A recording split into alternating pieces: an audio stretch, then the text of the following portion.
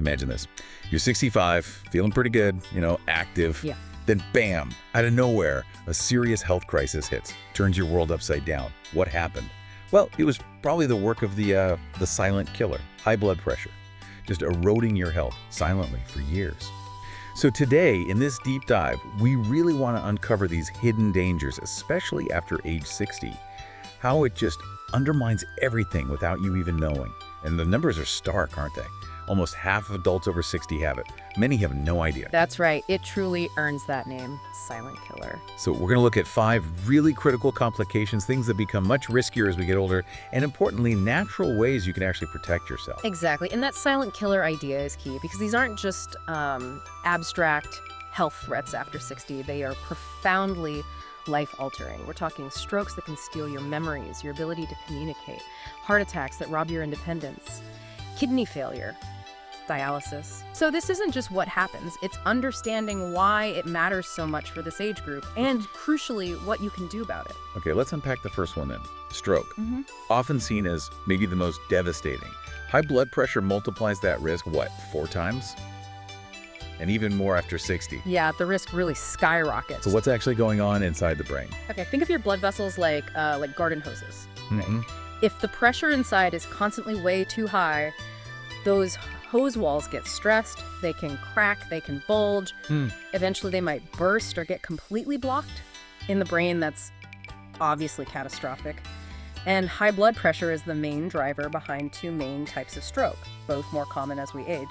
First, ischemic stroke. That's when a vessel gets blocked, cuts off oxygen, brain cells start dying fast. Oh, no. Second, hemorrhagic stroke. The pressure just bursts a vessel, causes bleeding, swelling inside the brain. Very dangerous. Right, and spotting the signs is crucial, but sometimes hard.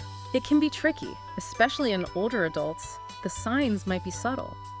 I remember a patient, Maria, 68. She had these little dizzy spells, just brushed them off as aging. Oh, no.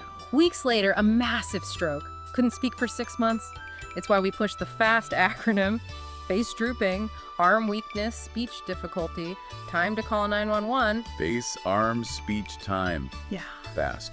Got it. But there's something else, these silent strokes. Tiny bits of damage, often unnoticed. Right. But they build up, cause increasing forgetfulness, maybe trouble concentrating, balance issues. People just think, oh, I'm getting older. But it's actually damage accumulating. Exactly. Ongoing damage from that uncontrolled pressure. So insidious. It's not just the big event, it's this slow creep too. Now, beyond the biology, I find the traditional perspective fascinating. How does something like traditional Chinese medicine view this risk? Well, TCM often links high blood pressure to something called liver yang rising. Liver yang rising. Yeah, think of it like excess energy or heat rising upwards in the body. Creates internal pressure. It sets the stage, energetically speaking, for that perfect storm for stroke. So the approach is often about cooling that heat, calming the mind. Deep breathing is key. That 4-7-8 technique. In for 4, hold 7, out for 8. Exactly. It directly activates the parasympathetic nervous system. Your rest and digest system helps lower pressure naturally. And meditation, even just 10 minutes a day, studies show it can cut stroke risk significantly, maybe up to 48%. Wow, that's huge for 10 minutes. It is. And diet, of course. Potassium-rich foods are vital: bananas, spinach, sweet potatoes. They help balance things out. And garlic. 1 fresh clove a day, minced into food. The allicin in it helps relax blood vessels, improve circulation. Simple things, but potentially life-saving. So the takeaway here is... Stroke damage is often permanent, yes, but strokes themselves are largely preventable. Control that blood pressure and you can slash your risk by up to 40%. Yeah, that's a powerful statistic. It really underscores the value of being proactive. Okay, so the brain's vulnerable. But this silent killer is also hammering away at, well, the engine itself, your heart.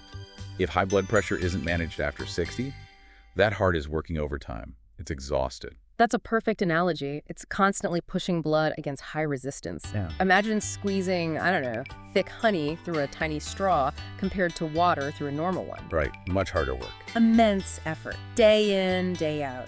And that causes the main pumping chamber, the left ventricle, to thicken and enlarge. It's called left ventricular hypertrophy. Now, enlarged sounds stronger, but it's not. The muscle gets stiffer, less efficient, like a bodybuilder who's muscle bound, less flexible. Okay, so bigger isn't better here. Definitely not. And this leads to 2 major issues. Heart attack, a sudden blockage cutting off blood to part of the heart muscle, and heart failure.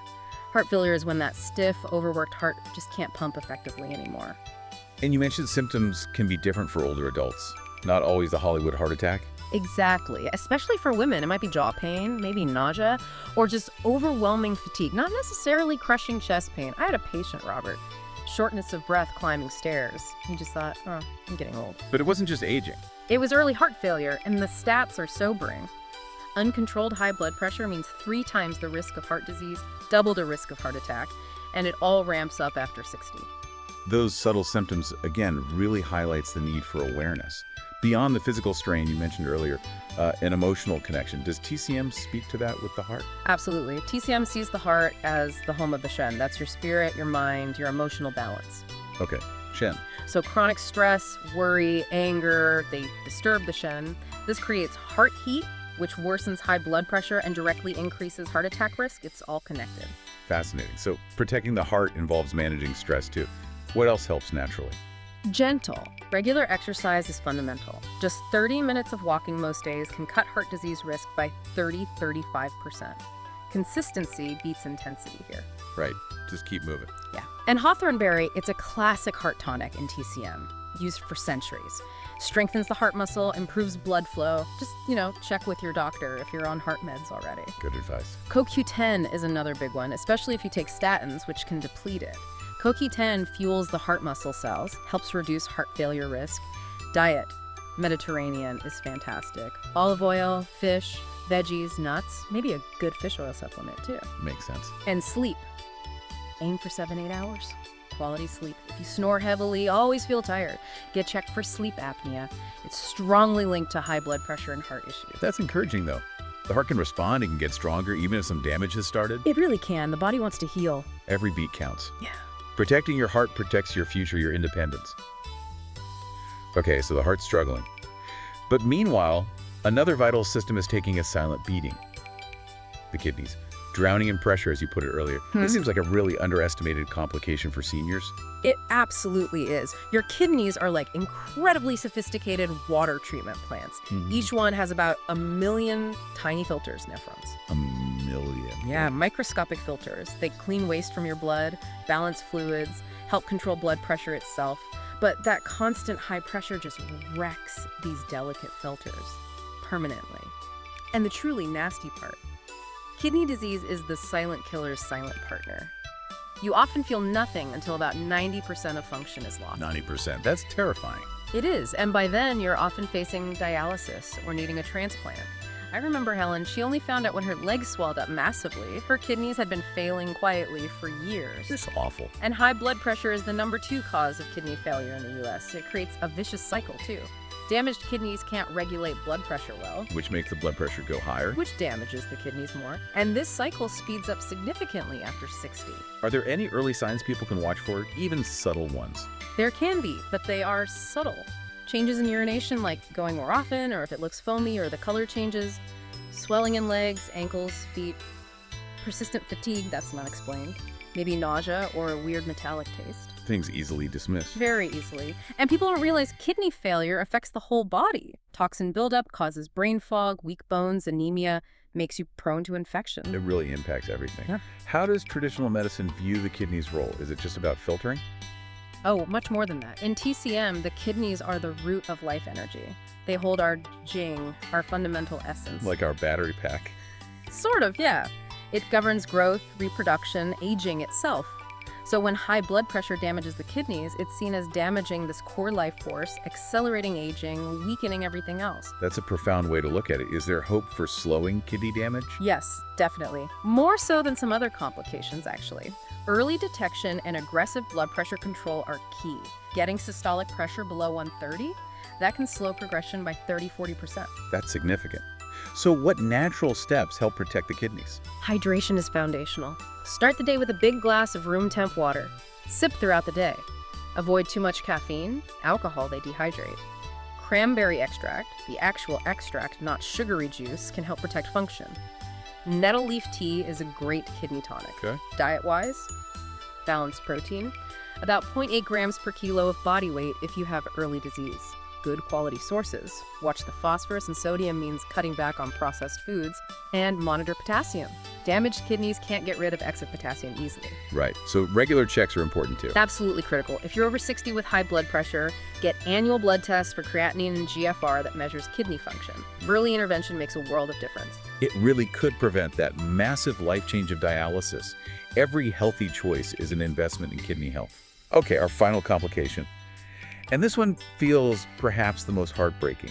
It affects your body, yes, but it also steals your memories, changes who you fundamentally are. I think of stories like Margaret, the retired teacher. Sharpest attack, then struggling for words, and within a couple of years, lost to vascular dementia. Forgetting her grandkids' names, just devastating. It truly is poignant. And vascular dementia is different from Alzheimer's. It happens because high blood pressure damages those tiny, fragile blood vessels deep in the brain. Over time, this reduces blood flow. The brain tissue gets starved of oxygen and nutrients. And this is largely preventable. To a significant degree, yes. Controlling high blood pressure can cut overall dementia risk by about 13%. Intensive control getting systolic under 120 that reduced the risk of mild cognitive impairment by 19% in studies. That's substantial. Wow. How does it typically progress? Is it gradual like Alzheimer's? Often it's more stepwise. You might see sudden dips in function after small, silent strokes that weren't even detected. Families often say, you know, mom just wasn't quite the same after that spell. Right, and the early signs aren't always memory. Correct.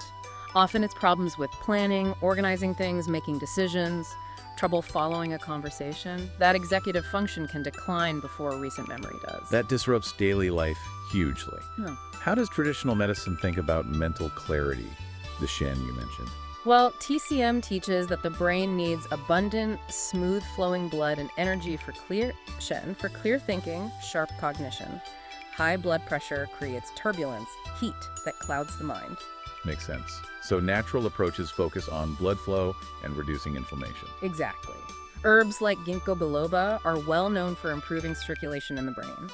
Curcumin, the active part of turmeric, especially with piperine, black pepper extract, to help absorption. It's a powerful anti-inflammatory that gets into the brain. And diet. The Mediterranean Mind diet looks really promising. It combines Mediterranean principles with specific brain boosters. Blueberries, leafy greens, nuts, olive oil. Studies show it might cut Alzheimer's risk by over 50%. Amazing. But, you know, one of the most powerful things might not be food. It's social connection. Really? How does that work? Isolation genuinely speeds up cognitive decline. Strong social ties, volunteering, clubs, family, friends, they build cognitive reserve. It literally buffers your brain against damage. So staying connected is brain protection. Absolutely. And again, sleep quality. Crucial for clearing out brain waste products. If you snore or feel tired, check for sleep apnea. It's a big risk factor for dementia. And exercise. It's medicine for the brain. Increases blood flow, stimulates new brain cell growth. Even walking helps. It's so empowering to know that brain health isn't just genetics. Intensive blood pressure control can stop the decline, maybe even improve things slightly. Yes. The choices you make every day really do shape your cognitive future. So wrapping up this deep dive, it's crystal clear. High blood pressure is a silent killer. But knowing this, understanding these risks, it's incredibly empowering. Stroke, heart failure, kidney disease, vascular dementia, huge threats after 60. But, and this is the crucial part, largely preventable or manageable. That's the core message, the power of proactive choice. Every small decision, what you eat, how you move, how you handle stress, how well you sleep, it's all an investment, a direct investment in your health, your vitality, your future. You know, the silent killer thrives on ignorance. By understanding these complications, by seeing the profound impact of daily choices, you take back control. You gain the power not just to live longer, but to live better, more vibrantly after 60, protecting your independence, protecting those precious memories for years to come.